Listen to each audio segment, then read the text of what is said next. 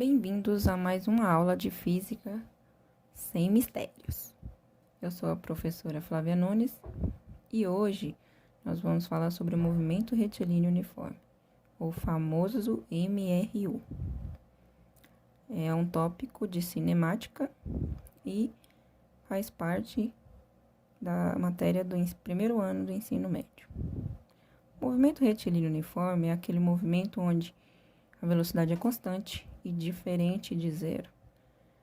Todo corpo adquire velocidade quando suas posições se alteram no decorrer de um intervalo de tempo. Para calcular a velocidade desse corpo, a gente utiliza a fórmula de velocidade V, que é igual a ΔS dividido por ΔT, onde V é a velocidade medida em metros por segundo, ΔS é o deslocamento ou a variação das posições desse corpo medido em metros, e ΔT é o intervalo de tempo decorrido, medido em segundos. Essas unidades de medida são unidades padrão do Sistema Internacional de Unidades, o famoso SI.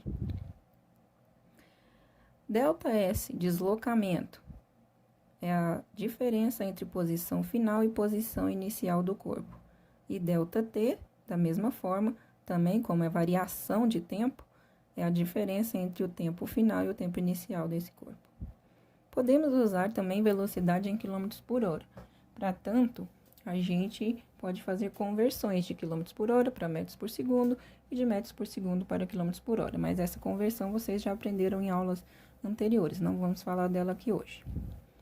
Então, vamos fazer um exemplo aqui. Uma partícula se desloca 5 km a cada 10 segundos. Determine sua velocidade média em metros por segundo. Não temos velocidade, temos deslocamento e temos tempo. Só que o deslocamento está em quilômetro e ele quer a velocidade em metros por segundo. Então, vamos transformar o deslocamento aqui. 5 quilômetros é a mesma coisa de 5.000 metros. Utilizando a fórmula de velocidade, V é igual a ΔS dividido por ΔT.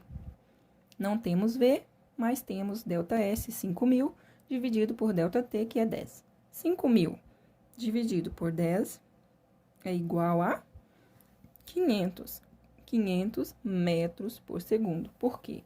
Porque nós fizemos a divisão de posição em metros e tempo em segundos. Por tempo em segundos, né? Metros por segundo. Essa é a nossa velocidade desse exemplo aí. O movimento retilíneo uniforme também tem uma equação chamada de equação horária da posição, ou função horária da posição.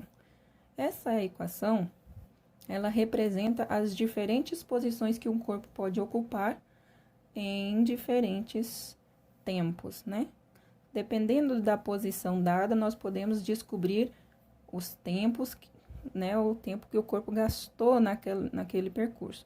Ou, dependendo do tempo dado, nós podemos descobrir as diferentes posições que o corpo percorreu, que o corpo se localizou naquele percurso. Então, a função horária, ela também é conhecida como a função sorvete, para facilitar a lembrança, para a gente memorizar com mais facilidade.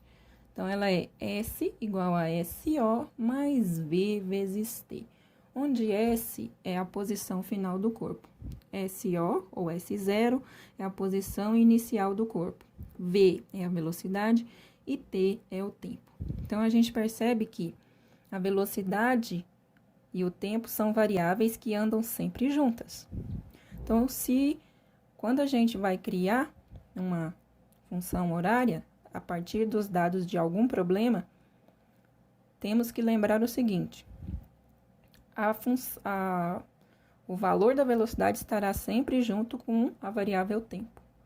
A posição inicial nunca não estará com variável nenhuma, então ela é um valor que estará sozinho. E a posição final e o tempo são são incógnitas que nunca serão substituídas. Por quê? Porque a equação é da posição do corpo em função do tempo. Então, eles têm que ficar incógnitas para serem calculados futuramente, dependendo dos valores fornecidos. Então, vamos a um exemplo aqui. Um carro movimenta-se segundo a função horária S, que é igual a 50 mais 8 vezes T. SI. No SI é o quê? Sistema Internacional de Unidade. Então, todo o cálculo que fizermos tem que utilizar as unidades de medidas padrão do Sistema Internacional. Qual é a posição inicial e a velocidade do carro? Posição inicial é aquele valor que não acompanha nenhuma variável. Então, é o valor 50. 50 o quê? Se é posição, 50 metros. Qual é a velocidade do carro? Velocidade é aquela variável, né? Vai ser aquele valor que sempre vai acompanhar a variável t. Então, na função dada é 8. Velocidade 8. 8 o quê? 8 metros por segundo. Nós estamos utilizando as unidades de medidas padrão do Sistema Internacional.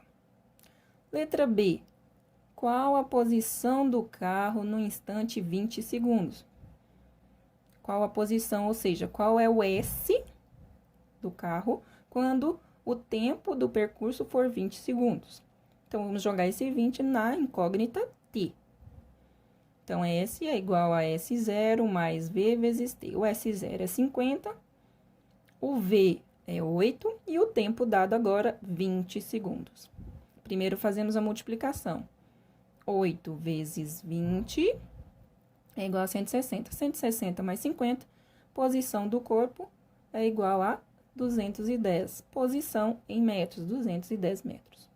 Em que instante o carro passa pela posição 650 metros? Agora, deu a posição S para a gente encontrar o tempo T. Jogamos na mesma função. S é igual a S0 mais V vezes T. S dado foi 650. O da função do exemplo, o S inicial é 50. A velocidade é 8 e o tempo nós vamos descobrir. Então, 650 é igual a 50 mais 8 vezes T. Trocando de lugar aqui o 50, porque ele não tem variável, então o 8T tem que ficar separado do que não tem letra, que é o 50. Então, ele vai lá para o 650, vai trabalhar junto com 650. Trocando de lugar, ele troca a operação.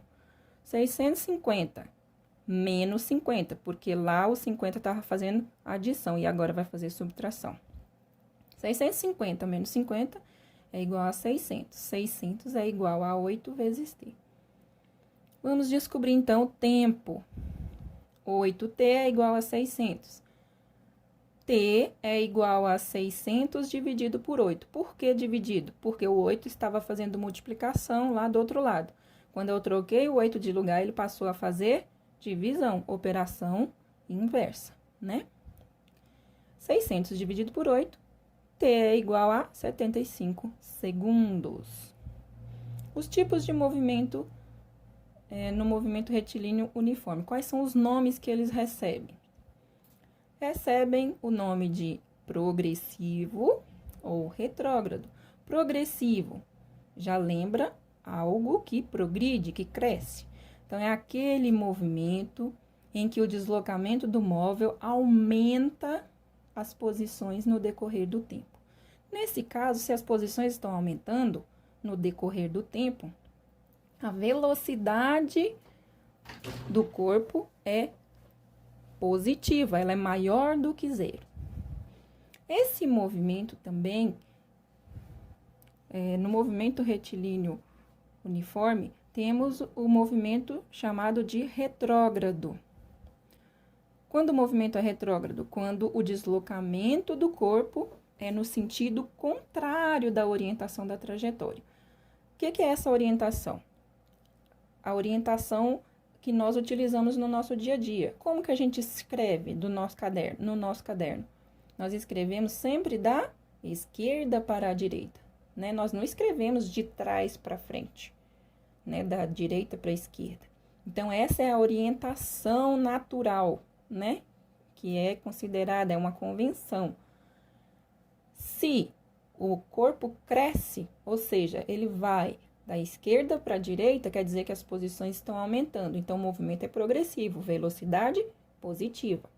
Agora, se o corpo está em movimentação, né, em sentido contrário ao da orientação da trajetória, quer dizer que essas posições diminuem no decorrer do tempo. então elas estão diminuindo, a velocidade é negativa, menor do que zero. Então, lembrem-se sempre disso, tá? Movimento progressivo, posição cresce.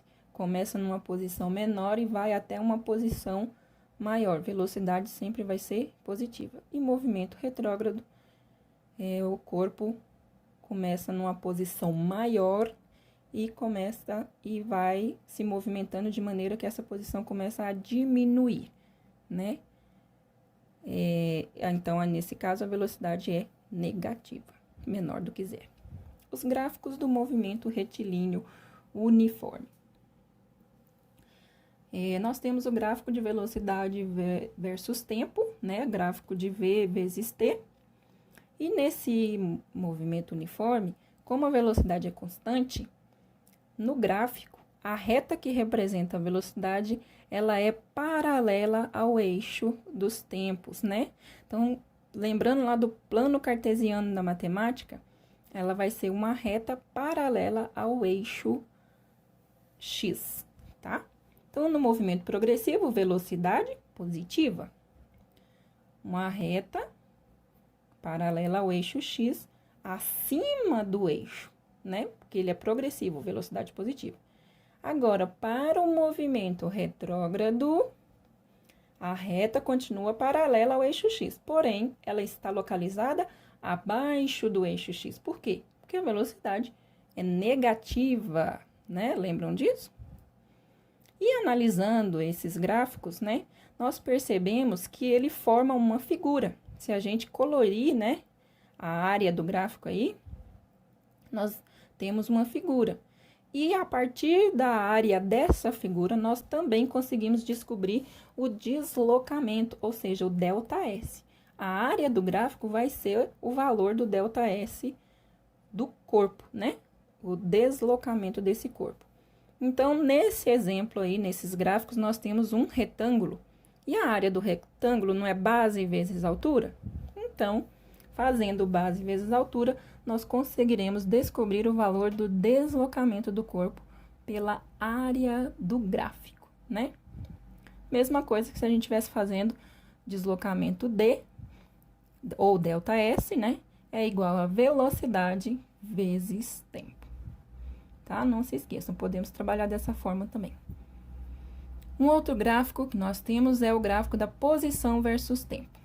Então, vamos separar também entre o movimento progressivo e o movimento retrógrado, né? Nesse caso, nós vemos que a função horária é uma equação do primeiro grau. E na hora de construir o gráfico, percebemos que a reta vai ser uma reta inclinada, né?